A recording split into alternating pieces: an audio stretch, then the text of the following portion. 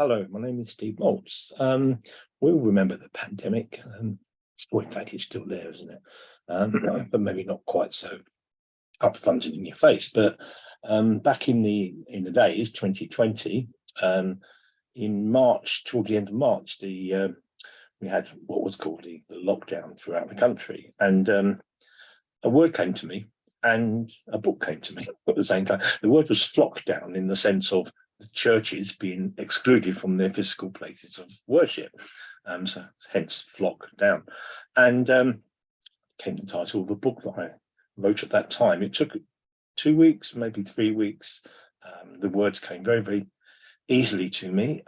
It was prophetic, and it still is, and it still holds up. It says, flock down is the church out for the count. So, of course, at that time when I wrote it, we had no idea how the church would respond. And in the book, I have a prophetic element, but I also think and imagine how the church was likely to respond.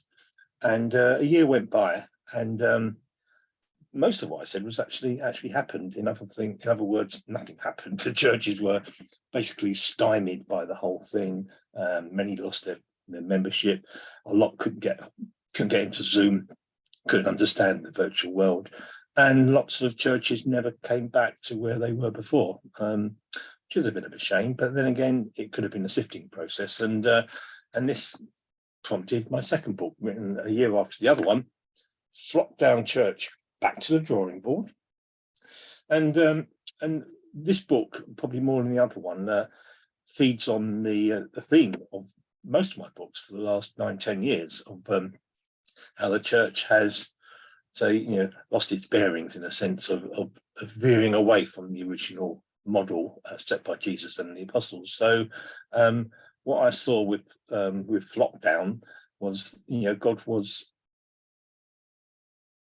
in a sense, testing the church to see how it would function when a lot of things were taken away from it. And it did sort out, in a sense, the wheat from the chaff. And I won't say any more about that, maybe because I can't remember everything I wrote, but that was the basic thing. Back to the drawing board. What does the church think it has learned in the past 12 months? What has the church really learned in the past 12 months? And what should the church have learned in the past 12 months?